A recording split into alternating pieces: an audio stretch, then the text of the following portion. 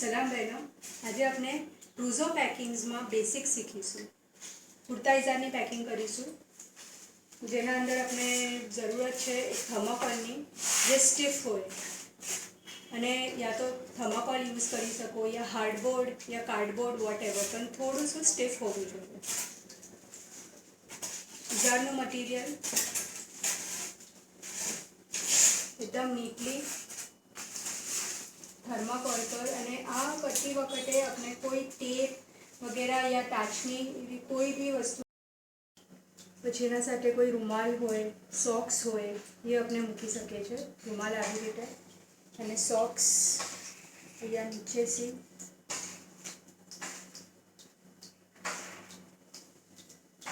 બસ થોડા જોવા એવી રીતે.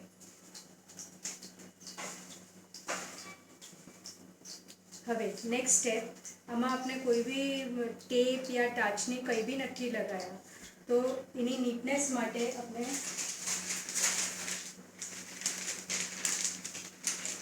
આ પેપર લઈશું.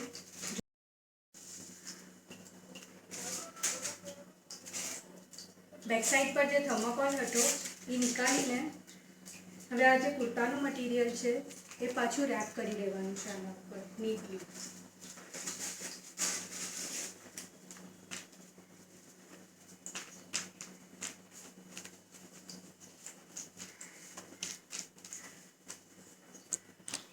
બરાબર થર્માકોલની સાઈઝ સી અને ટર્ન કરીને આવી રીતે આને પ્લેસ કરી દેવાનું. તો આ બેક સાઈડ કમ્પ્લીટ થઈ ગયું. હવે આને આપણે હવે જ્યારે આપણે બીજી સાઈડ રેપ કરવા જઈએ છીએ એ વખતે ટાઈટ, બિલકુલ ટાઈટ હાથ, અને બિલકુલ ટાઈટ લઈને થોડું ખેંચીને, ભલે થોડું પાછળથી નીટ નહીં હોય તો ચાલશે, પાછી આપણે એના ઉપર બધી પેપર લગાડવાનો છે.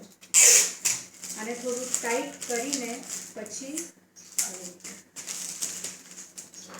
નીટનેસ માટે, કેમ કે આગળથી આપણે કોઈ ટેપ યા પિન્સ કંઈ બી નથી લગાવ્યા. અગર આ પેકિંગ ટાઈટ નહીં હોય તો આગળથી રૂમાલ. હવે આ બેક સાઈડ આખી પેક થઈ ગઈ છે ફ્રોમ ઓલ ફોર સાઈડ. હવે પાછળની નીટનેસ માટે આપણે આ જે ડેકોરેશન પેપર આવે છે, રેપિંગ પેપર, એ આપણે બેક સાઈડ લઈ શકીએ છીએ, કેમ કે પાછળથી થોડું અનનીટ હોય છે. એ માટે આપણે આ પેપર પાછળથી ફ્રોમ બેક સાઈડ આપણે થોડું એને નીટનેસ માટે આપી શકીએ. એક સાઈડ આખી ટેપ લગાડીને બેક સાઈડ બરાબર આ પેકિંગના માપથી અને ટાઈટલી અહીંયા લગાડી દેવાનું.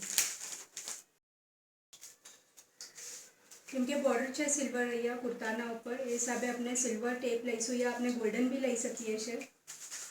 ચોઈસ આપના ઉપર છે, ગોલ્ડન, સિલ્વર, વોટ એવર. હવે આપણે હમણાં પહેલાં સિલ્વર ટેપ લઈને અને આ ગ્લુગન છે જે ઘણું ઇમ્પોર્ટન્ટ છે, કેમ કે આ બધી ટેપ્સ ને ડેકોરેશન જે આના ઉપર પેકિંગ પર આપણે કરીએ છીએ તો એ આનાથી સ્ટિક થશે. આ ગન છે અને એના પાછળ અહીંયા આ ગ્લુ હોય છે, ગ્લુની આપણે સ્ટિક્સ રિફિલ કરવી પડે છે. એમાં આ ગોલ્ડન ટેપ થોડી નાની સાઇઝની, થોડો આનો ઇફેક્ટ આવશે.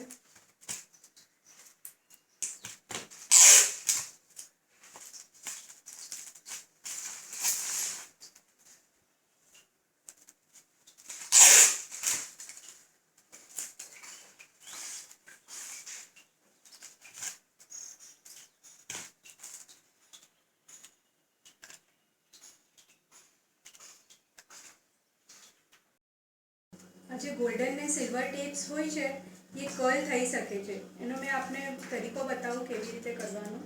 આ સિઝર્સ આવી રીતે, યા નાઇફ, સિઝર્સ, કોઈ બી શાર્પ વસ્તુ આવી રીતે પકડીને આ ટેપ આવી રીતે મૂકીને આને ખેંચી લેવાનું છે. આ કર્લ થઈ ગયું. જો આ લીડા આના ઉપર આવી રીતે મૂકીને અને થોડું ટાઈટલી પકડવાનું છે અહીંયા, અને આને બસ બીજા હાથથી આને પુલ કરવાનું છે. તો આવી રીતે આ કર્લ્સ આવી જશે, અને એ કર્લ્સને આપણે આ ફ્લાવર્સ આવી રીતે આ પાછળ થોડોસો ડોટ મૂકીને જેટલા ચાહો એટલા આપણે આ ફ્લાવર્સ મૂકી શકીએ અને થોડા લીવ્સને મૂકી શકાય, જે બી અવેલેબલ છે.